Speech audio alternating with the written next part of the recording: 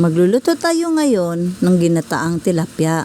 Meron tayong 3 tilapia dito. Nilinis ko na siya, tinugasan at nilagyan ko na rin ng asin. Meron din tayong ibang ingredients, kokomama, gata, fresh gata, sibuyas, paminta, luya, at ang ating bawang. Ito lang yung ingredients natin at lalagyan din natin siya ng gulay. Ang gulay na ito ay mustasa. Ito mga kadonya, hinati ko lang yan. So magsimula na tayo, iprito na muna natin ang ating tilapia. Ito na, ilalagay na natin siya sa mainit na mantika. Dahan-dahan lang until mag golden brown yung ating tilapia. Babalik ta rin natin siya para mag golden brown na siya. Yan, parang golden brown na, kaya babalik ta rin na natin. O eto na, golden brown na siya. O diba katamtaman lang yung pagkaka-brown niya, hindi siya masyadong brown na brown, hindi siya sunog. O eto na, magigisa na tayo ng ating bawang at saka ng ating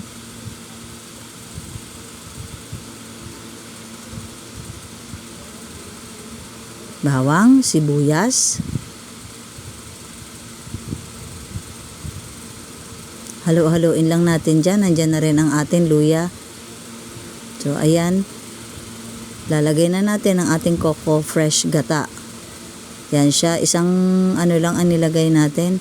Isang sachet lang na kasya na yan sa ating 2 tilapia lang na ilalahok natin. Meron din tayong siling haba dito. Nilagay ko na din siya.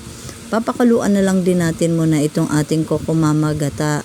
Para pag kumulo na siya, eto, kulong-kulo na. Kailangan talaga kulong-kulo bago natin ilagay ang ating isda na tilapia. So, ito lang yung ginawa ko. Nilagyan ko siya ng gata, itong ibabaw na ito. Pero mga kadonya, pwede nyo naman itong baliktarin kung ano yung prepare po ninyo. Gusto nyo nang baliktarin to.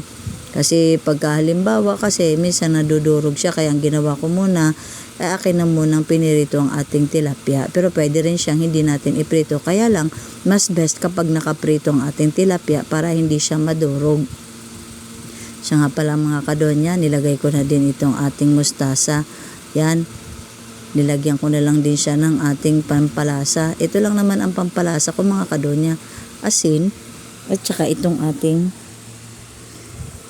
patis. So, ayan na yung ating mustasa. Tatakpan lang natin saglit yan para kumbaga ma-steam yan. Pag na-steam yan, eto babalik ta rin na natin. Medyo luto-luto. Mas masarap kasi yan kung hindi masyadong ang ating gulay, latang-latang ating gulay. Nahirapan naman akong mag-scattered sa ating gulay dahil malalaki siya. Hinati ko lang siya ng 2 tong ating gulay. So, ayan na siya mga kadonya. Nahalo ko na rin siya sa ilalim para naluto itong ating papaya, mustasa pala. Takpan lang natin. So, ayan, luto na yan mga kadonya.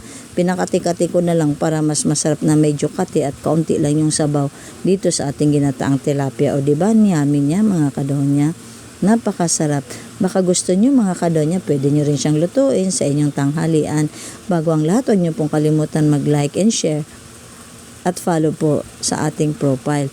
Thanks for watching mga kadonya. Bye-bye!